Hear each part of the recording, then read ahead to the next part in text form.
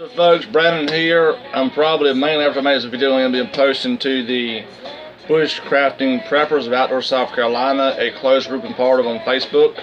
Although I believe recently they've changed their name, if I'm not mistaken, to Palmetto Preppers or something like that. Something, you know, because South Carolina, the palmetto trees and everything, you know, y'all get it. Anyway, what I'm talking about today is a Western old thing knife comparison to a modern day prepared mine comparison, basically, and also how I screwed up with the two in a way. So first, let's start with the Western looking style. This right here is by Chippewa Cutlery. My mom got this off the Knife Corner show that shows all the Frost cutlery knives. This has been actually inside a few Bushcrafting Preppers Outdoor South Carolina videos. The first video I showed it with, I was demonstrating, oh, let me get a little more light.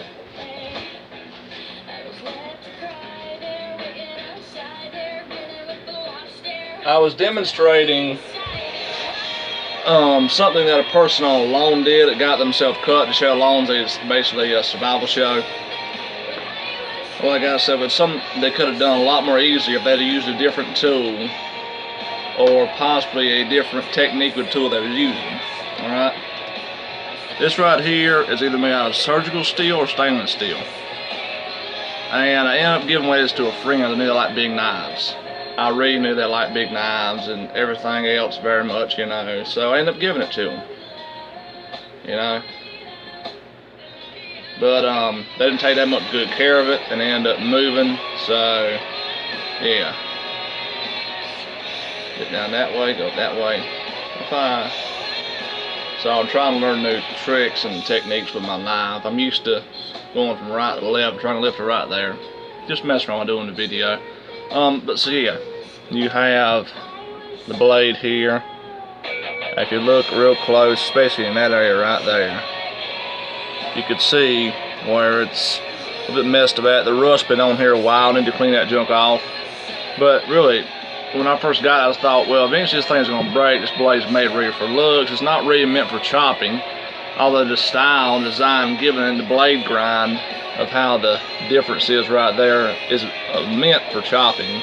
But by the way they done, I thought it couldn't do it, even though I've chopped a decent amount of saplings down with this. So I got it back, you know, and I'm glad I got this baby back, you know. That's a knife, you know, so everything else basically, you know. I'm really glad to have this big son of a gun right here back and everything. Trying to get back to the feel of it, trying to get used to the weight, everything I had inside a while. That's why I messed around on camera here. So yeah, and you can also use the sheaths on most of these knives if the steel isn't too strong of a steel to actually sharpen the knife here. Now this one right here is my baby. This one right here I love the most at the moment. I originally was supposed to get this for Christmas, and it didn't come. And I waited a while, and I finally got it, and I chopped down a few small little light things within the heart of trees, and it chipped out. So I sent a video to Meeting Repair Minds about questioning if it's a heat treat fail. Chris, you know, died and commented back, said, hey, email him the pics and they'll send it to Trade, help get me a new one. And because of where we live at and the amount of money we had during the time to buy the computer technology we have, with the exception of my mom's new tablet, even though my dad's Chromebook was new, we did not know how to use my dad's Chromebook to send the photos to his email, because he'd never done it. He could use his email, just couldn't figure out how to send the photos to it. And it was partially our fault, it's partially the Chromebook's fault, because it's a piece of crap thing from Walmart. It's one of the usual bad stuff from Walmart, although Walmart's always bad. And we all know I have my desktop computer and then my mom's Samsung tablet. I don't know how to do that, excuse me, on hers. I don't want to. So, you know, it took a while. I made some replies back to Chris. He made a few videos saying why it's taking so long, you know. And he got a little bit aggravated. And I understand that, you know, he wasn't really sure why it was taking something that easy. But it wasn't really 100% our fault, you know, and it might have been a little bit. But also after I made that video, a lot of people was bashing his knife and saying it was crap and this and that and everything else. When even I tried to defend him, I said it was heat treat film. I later on took the video down, but anyway, after reaching out to Amazon, even though I did get a friend to send the pics through to the email to Chris and whatnot, he sent them to the company, but the company never responded. But I don't care at this point, because now I got a new one. I've used a much more harder stuff than I did the other one, and this baby's going strong. I got some Wilson wrap and some Ace Bandage wrap on the bottom, because a lot of people say that being a V instead of a U, it squeezes their pinky. It doesn't squeeze mine. When I'm chopping, if I ain't got a real good, strong, solid, you know, choking somebody out grip, that part right there, right here, if it moves the wrong way, my knuckle goes against it and it hurts my knuckle on my pinky. And so after I got this, I thought, well, I need a sharpener that's big enough to sharpen this gigantic thing. So even though out of my small stone sharpener, that's a whetstone, my big whetstone sharpener, my dusty sandstone sharpener, I don't know if it needs any wet oil or not, my ceramic rods out them light bulbs that I got, and my small regular pocket size Camillus sharpener, and a old orange slide through back in the day sharpener. I'm gonna show you what this is. There's supposed to be a set of these when we have this one. Supposed to just, you know, put it through and then just supposed to sharpen it.